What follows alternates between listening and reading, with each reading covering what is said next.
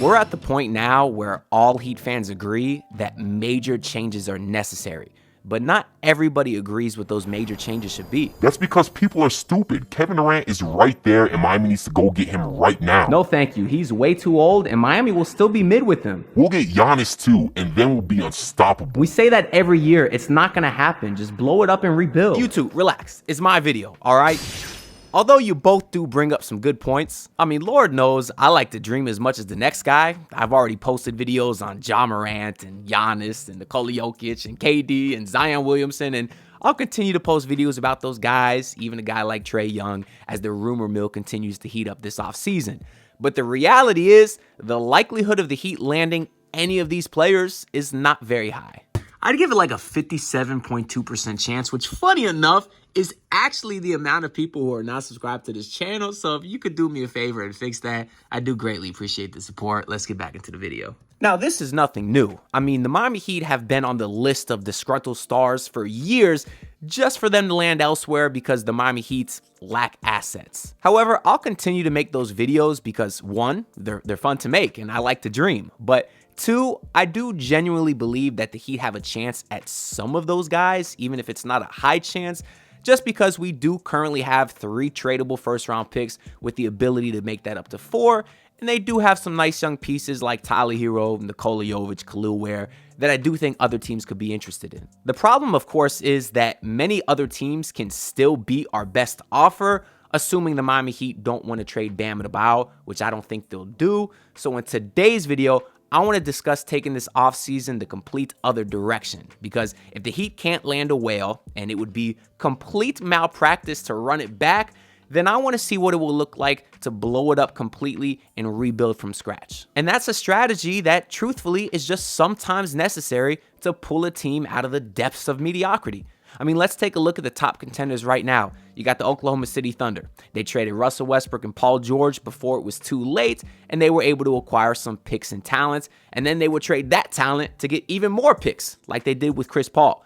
If you remember, they got Chris Paul and a pick for Russell Westbrook, because at the time, CP3 was looked at as a negative asset. Well, CP3 spent a season there, he played really well, they rehabilitated his trade value, and then traded him for more assets. That's how the Thunder have so many picks that they do right now. And then, of course, you have to hit on your lottery picks like the Thunder did with Chet Holmgren and Jalen Williams. If you also want to look at the Boston Celtics, they traded away Garnett and Pierce and Rondo for a boatload of picks. We all remember that Brooklyn Nets trade is one of the worst in history, but the Celtics did it. They blew up their roster. They sucked for a few seasons, but then they hit on their high draft picks with Jason Tatum and Jaylen Brown, the 2 guys that led them to a championship this past season. And then, of course, they used some of the other remaining picks to trade for guys like Derek White and Drew Holiday over the years. And then if you want to look at the Cavaliers, they traded Kyrie Irving, they lost LeBron James, they looked like they had no future whatsoever, but they really only sucked for 3 seasons. They got high lottery picks and hit on them with Darius Garland and Evan Mobley, and then they had the cap space to sign Larry Markkinen, who they were then able to later flip for Donovan Mitchell with additional picks. They were also able to get Jaren Allen with more picks, and boom, that's your core right there. You can even look at the Indiana Pacers, who are currently up 2-0 right now against those Cavaliers. Of course, way back in the day, they traded Paul George for Sabonis and Oladipo, and they were mediocre for many years. But that front office was smart. They realized that that core had a ceiling to them, and then they would eventually trade Sabonis for a younger Tyrese Halliburton, and then they would suck for a few seasons, and now you are where you at now with Tyrese Halliburton leading that team and just doing great things over there. Now, that's not to say tank year after year and make tanking your entire team's identity like the Philadelphia 76ers. I mean, making your motto trust the process, which is just another way of saying we're okay with losing, that's the dumbest thing possible. And really what Philly should have did is they probably should have traded Joel Embiid several years ago, because at least to me, it was very clear that that ceiling has a team as long as they're built around Joel Embiid. I mean, he's never been out of the second round. He can't stay healthy in the playoffs, and they probably should have traded him a few years ago when his trade value was at the highest. Now, in the same regard, the Miami Heat also kind of made the same mistake with Jimmy Butler, because as soon as they knew they weren't getting Damian Lillard and they knew they weren't going to give Jimmy Butler that extension, the Heat should have traded him. They should have known things were gonna get ugly, and had they traded Jimmy Butler a year and a half ago, they could have got a lot more value for him than the 1 first-round pick they ended up getting. They probably could have got as much as 3, and obviously this Heat team would be in a much better spot had they done that. But I still believe that the Miami Heat have positive assets on the roster, meaning guys that they can flip to get draft capital. And just looking at their salary cap sheet here, obviously got Bam Adebayo and Tyler Herro. Andrew Wiggins is probably still a positive asset, although he's starting to turn the other direction. And then you look at a guy like Terry Rozier and Duncan Robinson, who, while they're not great players, they are on expiring contracts, meaning their money comes off the books after next season. And in the NBA, there is some value in that, although neither guy is really a great player at the moment, particularly Terry Rozier. But Kyle Anderson, probably not. Davion Mitchell is not on the books next year. Haywood Highsmith, as a cheap expiring, might have some value there. Obviously, Khalil Ware is a great young player. Kevin Love, no. Unfortunately, Jaime Jaquez at this point, I don't think has positive trade value just because he had such a poor sophomore season.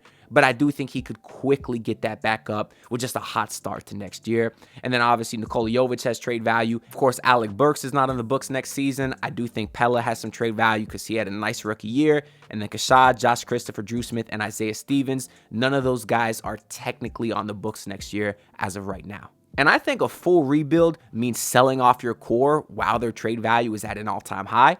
I mean, you look at Tyler Herro, 25 years old, just made the All-Star team, did not sign his extension yet, so you can get him to another franchise and let them make that decision. So I think his trade value is probably at an all-time high. Same with Bam Adebayo, who, although he didn't make the All-Star team this season, he is always one of the best defensive players in the entire world, and he did have a pretty strong second half of the season with regards to his scoring and three-point shooting, and I think that would entice a lot of front offices to go after him as well.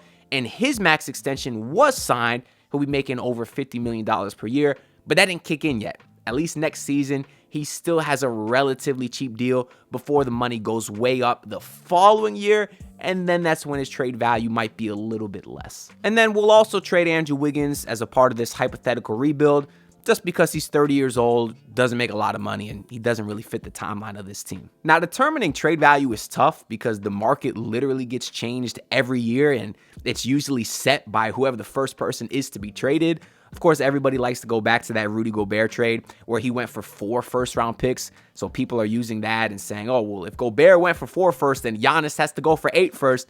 No, that's not exactly how it works, because I do think that Gobert trade was an anomaly. Even more recently, you had Mikal Bridges go to the Knicks for 5 first-round picks, which is crazy. But every team's situation is different. The Knicks, I would say, were pretty desperate to compete at the time when they traded for Mikal Bridges. And, of course, they wanted to get all the Villanova boys together with Jalen Brunson and Dante DiVincenzo. Although, of course, they ended up trading Dante DiVincenzo for Cat with only 1 first-round pick, by the way. So I think Cat's a better player than Mikal Bridges, but Cat only went for 1 first. And, again, he did have Julius Randle attached to him also. So, needless to say, in any trade, if let's say the Heat trade Tyler Herro, if they are receiving a player of value back, then obviously they're not going to get as many first-round picks. So there's just a lot to consider here. But I believe that if only random role players were in a Tyler Herro deal as salary filler, I think Tyler Herro could still net you 2 first-round picks. You're talking about a guy who literally just made the All-Star team at 25 years old. Nobody can take that away from him. And although he tends to struggle in the postseason, we know that he's an absolute bucket in the regular season. And I think in the right situation where he's not the number 1 guy, I guess I know, we've seen it. He's a very great player in this league. And I do think he's a true 3-level scorer. He can get to the rim, something that he was much better at this season. He's obviously leading the mid-range. His three-point shooting is one of the best in the entire NBA. Won the three-point contest, if that does anything for his trade value. So I do think he's a guy that could still get you 2 first-round picks on the open market to the right team. Maybe a team like the Brooklyn Nets, who don't have a lot going on for them. They have a ton of cap space, so they would be able to give Tyler Herro the money that he wants, and he would be able to bring some excitement to that team because Herro is an exciting player. Maybe a team like the Detroit Pistons, who after their successful year this year, they did fall short in the first round. Maybe they want to make maybe they want to take a big swing to take a big jump next season.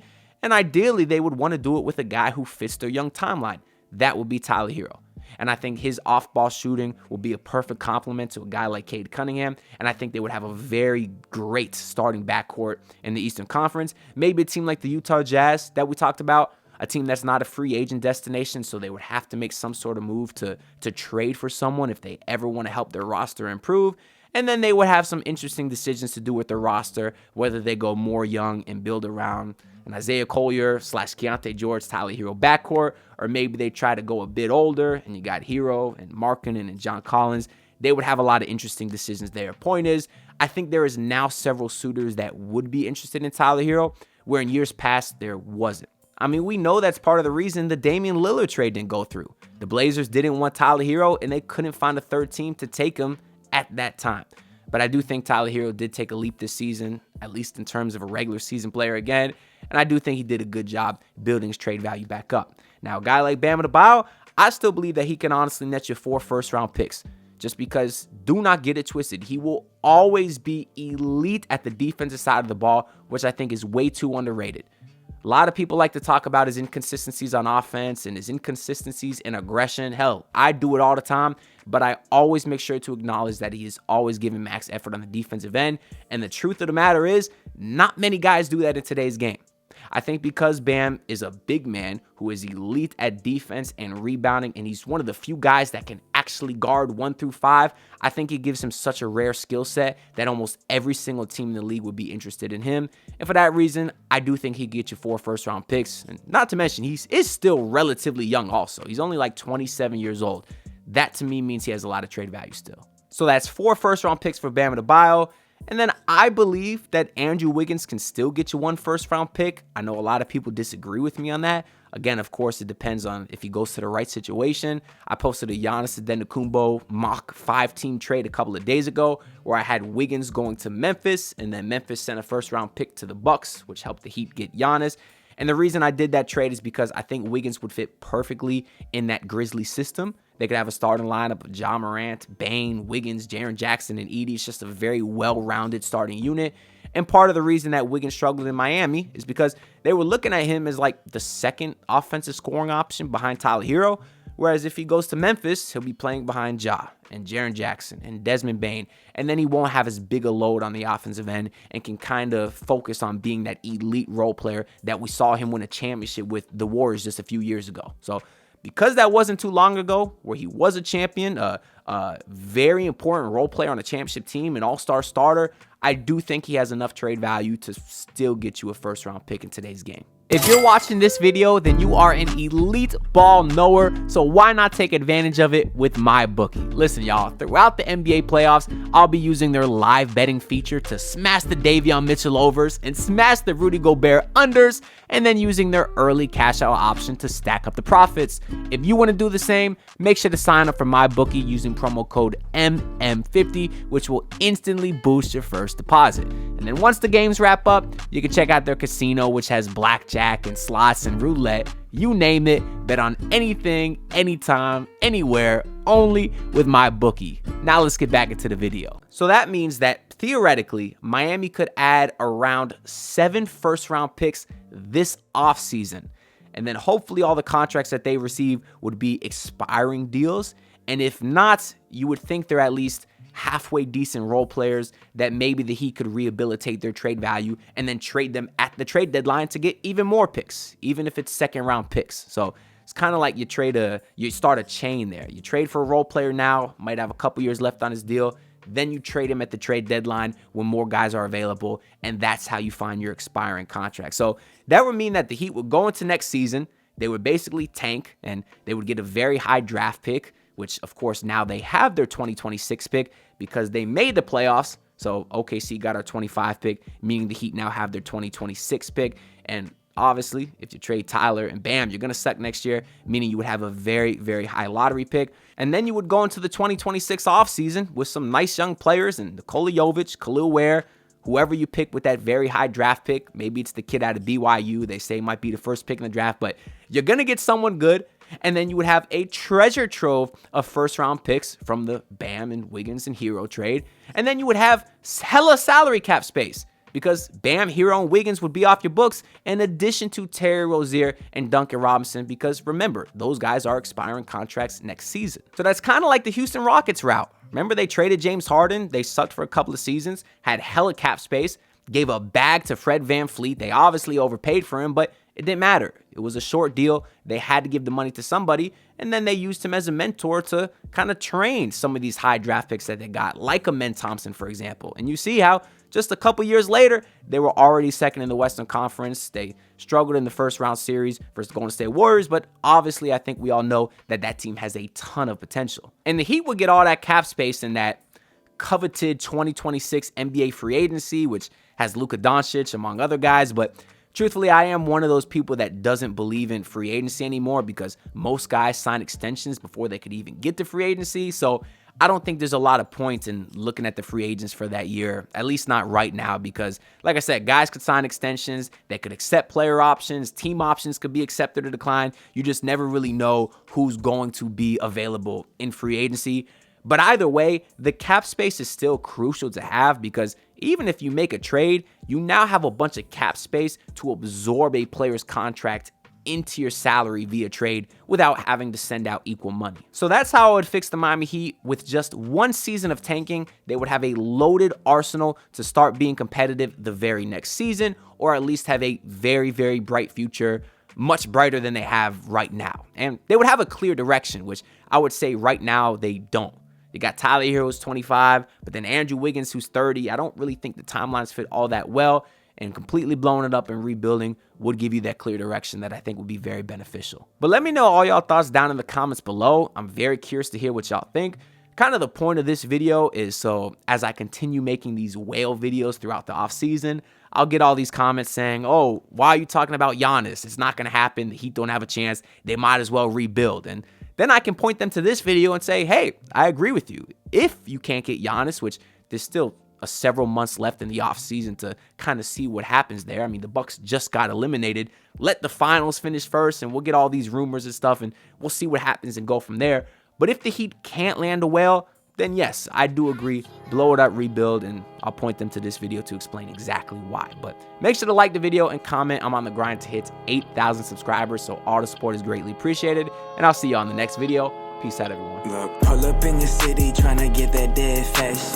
Do it on my own, I don't need no dead weight. Had to kill him off, yeah, I need that head space. You know this homegrown bitch don't offend me.